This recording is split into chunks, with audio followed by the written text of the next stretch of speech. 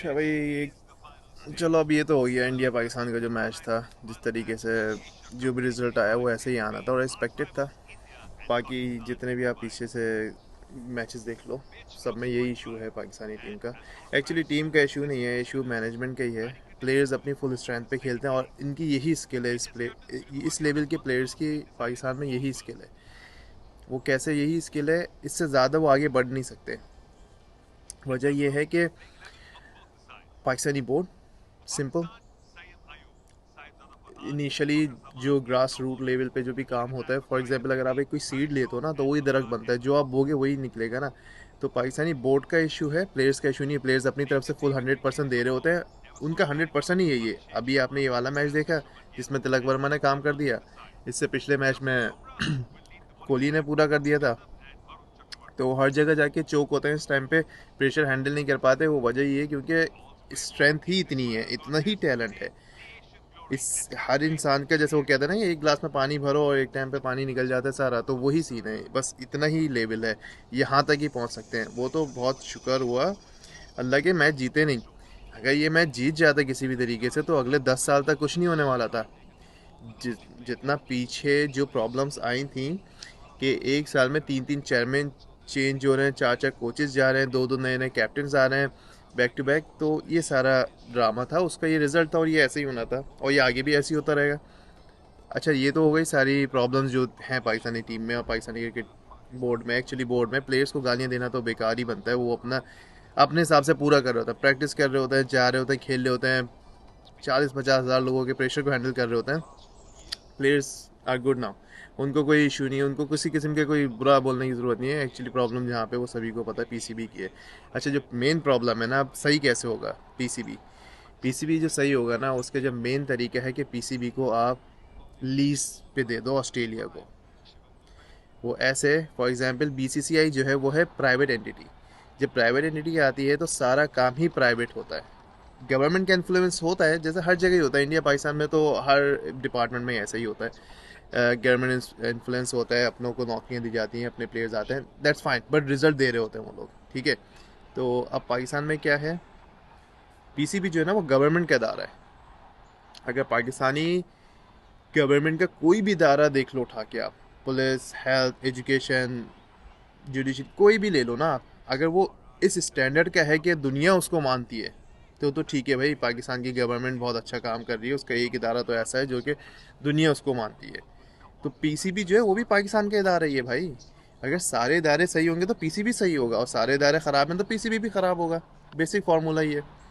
तो पीसीबी को प्राइवेटाइज करा जाए, प्राइवेटाइज करके अपने बंदों में नहीं दिया जाए, मल्टीनेशनल कंपनीज को दिया जाए।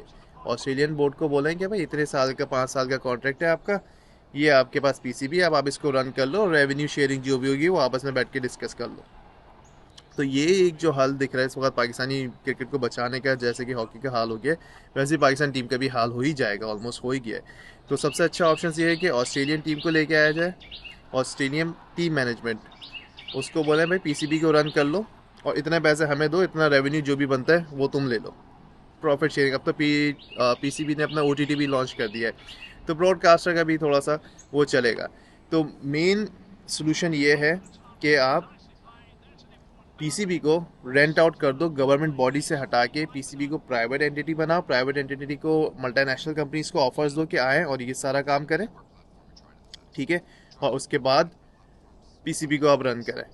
तो इस बेस के ऊपर आराम से आपकी क्रिकेट दोबारा से रिवाइव हो सकती है, क्योंकि वो काम करेंगे ना जब उनको रेवेन्यू जनरेट करना है। और बीसीसीआई का यही फार्मूला है। बीसीसीआई आपकी प्राइवेट एंटिटी है। सबसे पहला काम बीसीसीआई ने ये किया, उसने स्टार बनाया, स्टार बनाया, स्टार्स को ग्राउंड में उतारा। स्टार को देखने के लिए ऑडियंस ग्राउंड में आई, ऑडियंस ग्राउंड में आई तो स्पॉन्सर्स ग्राउंड में आए, स्पॉन्सर्स ग्राउंड में आए तो ब्रॉडकास्टर्स के ऊपर लोड आया कि हमारे ऐड भी चलाना है, हमारे ऐड भी चलाना है। ब्रॉडकास्टर ने अपनी फीस बढ़ा दी। ब्रॉडकास्टर ने जो अपनी फीस बढ़ाई, वहाँ से बीसीसीआई ने कहा तुम्हें भी फिर राइट्स की फीस बढ़ानी पड़ेगी। तो ये पूरा एक इकोसिस्टम था जिस तरीके से बीसीसीआई टॉप पे गया।